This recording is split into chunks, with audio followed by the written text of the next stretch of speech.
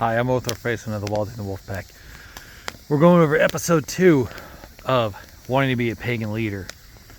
In this episode, we're going to be focusing more on what your responsibility is and what your lane is and how you stay in it. And how things that can kill your leadership abilities and also might make yours better. So, grab yourself something to drink, something nice and warm. It's cold out here. I think it's like negative 25, I think. But anyways, let's get into it. So, you watched the first episode and we're talking about pagan leadership and stuff. Now, as you accepted the fact that you want to be a leader in a pagan community or a heathen community, whatever name you give it, there's one thing you gotta know. You gotta know your responsibility in that said community, and you gotta know what your purpose in that community actually is. So if you're founding a kindred, a coven, whatever it may be, you gotta know the responsibilities thereof and how to execute those said duties. So the short answer is you gotta know your lane.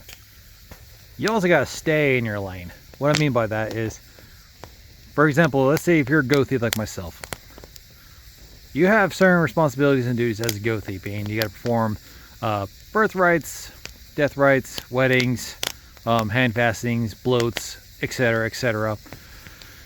But you also have my way of doing things, but I'm also not gonna hop into the next lane, i.e. think of like a Igitia or Gatia or a Hoxisa. I'm not gonna dictate how they do things. That would be inappropriate. It wouldn't make any sense.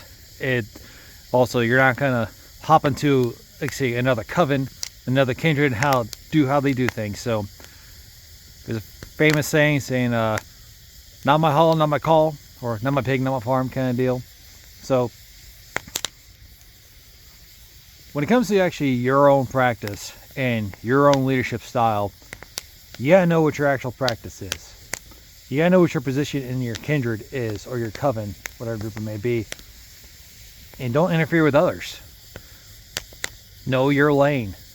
Stay in your lane. Do not try to do every duty in the kindred or in the coven or any group, whatever your group is called. It's not wise. It also is going to burn you the hell out.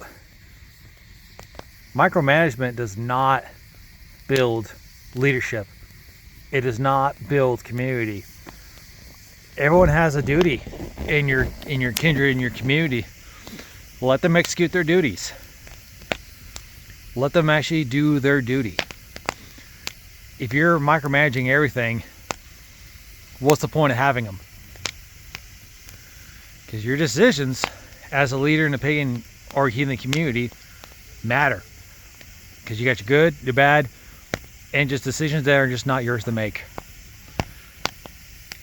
Obviously, the good decisions being, when you don't want to actually celebrate holidays, bloats, or whatever, and making your bylaws and stuff, and you get your bad decisions being like how you actually conduct yourselves. One thing too is you gotta mention is not all your decisions are gonna be the best decisions. Think of the decisions you have to make as a pagan or heathen leader is who's gonna be in your inner circle. Who is worthy of titles in your circle? Who is worthy of the Gothi title, the Gitia, the Hoxisas? I can go on more and more of like what titles that could be in the community, but those are decisions you have to make. And sometimes those decisions are not only yours to make. You may have to share authority. Actually, it's probably recommend you share authority over your coven, your kindred, whatever it may be. Because you can't be the only one making all decisions. You're only one person. You got to rely on your team, and you got to give them the best abilities for them to execute their duties. So one of the other things too is you have to be the better example. If you're put in a leadership position of a heathen, kindred, coven, whatever it may be, people look up to you. People look up to how your group works, how it operates. What are your morals and ethics? what politics you practice.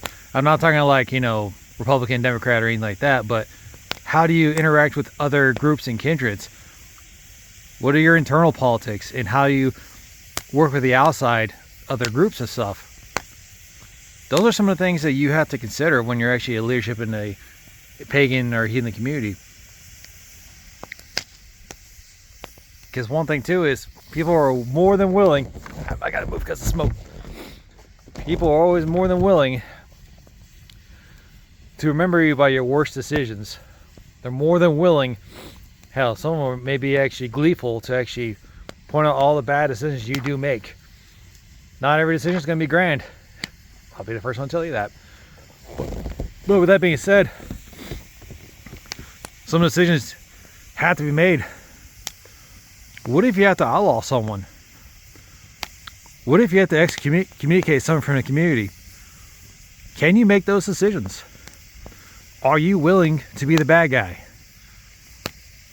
Because leadership's not all hunky-dory, you're always making all the great decisions. In someone's eyes, you make the worst decisions.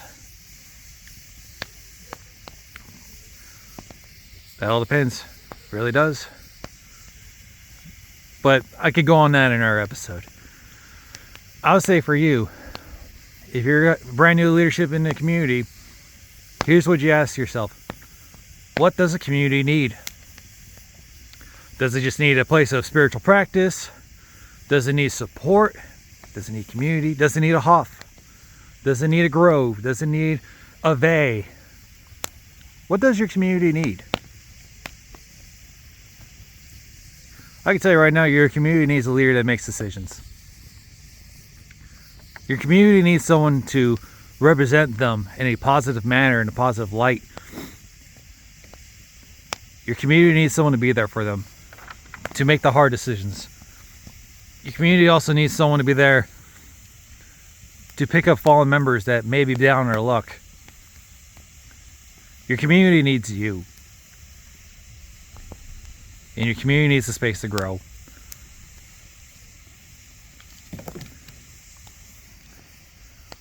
And I think you could be the one that provides it.